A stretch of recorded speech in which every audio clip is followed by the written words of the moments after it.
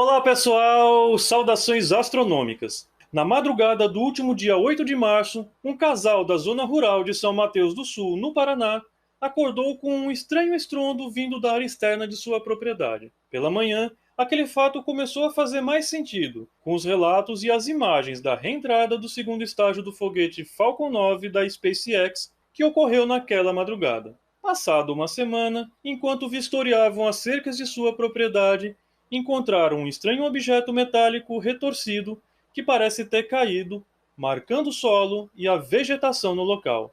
Logo concluíram que deveria se tratar de um pedaço daquele foguete da SpaceX que teria caído em suas terras. E aí, um questionamento se tornou inevitável. O que fazer se eu encontrar um pedaço de uma espaçonave dessas no meu quintal?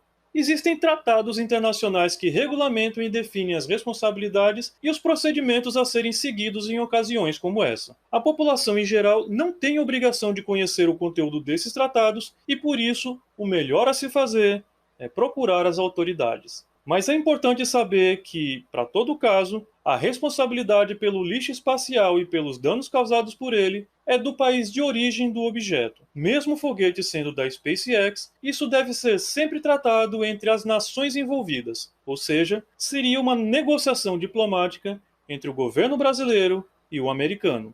Isso é definido pelo Tratado do Espaço Exterior, estabelecido pela ONU em 1967. É um acordo internacional sobre os princípios que regem as atividades dos países na exploração e no uso do espaço exterior, incluindo a Lua e outros corpos celestes. É um tratado bem amplo, e o lixo espacial é apenas um dos pontos abordados. Antes de tudo, o tratado tenta evitar que ocorram situações perigosas como a queda de algo grande em um local habitado. Mas ele também se preocupa em estabelecer formas de monitorar e fazer cumprir essas orientações. Por fim, o tratado estabelece uma estrutura de obrigações e responsabilidades para o caso das coisas darem errado.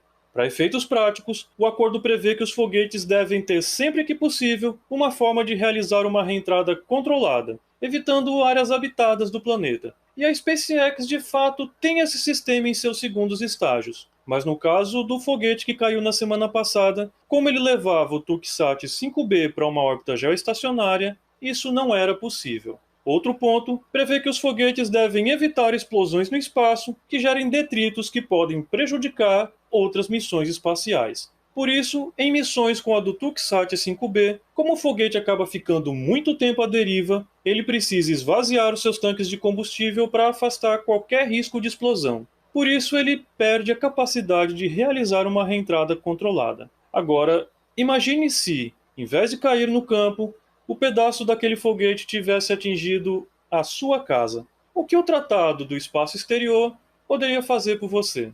A regra é clara. Ainda assim, você precisaria procurar as autoridades e essa questão teria que ser resolvida de governo para governo. Os tratados declaram que as nações são internacionalmente responsáveis por qualquer dano causado por uma nave espacial, mesmo que o dano tenha sido causado por uma empresa privada daquele país. Os governos podem até acordar que a empresa responsável iria te indenizar diretamente, mas isso teria que ser definido entre eles. Só que as chances que isso ocorra são realmente muito pequenas. Para se ter ideia, a única vez que essa parte do tratado foi utilizado foi em 1978, quando o satélite soviético Cosmos 954 caiu no noroeste do Canadá. O local era inabitado, só que o Cosmos utilizava um pequeno reator nuclear como fonte de energia, e quando caiu, espalhou detritos radioativos em uma ampla faixa de terra. Na época, o Canadá pediu 6 milhões de dólares canadenses para a União Soviética para cobrir parte dos custos de limpeza, mas no acordo final, os soviéticos pagaram apenas 3 milhões. Agora, as chances de uma pessoa ser morta atingida por lixo espacial são próximas de zero. Mas, caso isso aconteça, o Tratado Espacial fornece uma estrutura muito boa para lidar com essa fatalidade.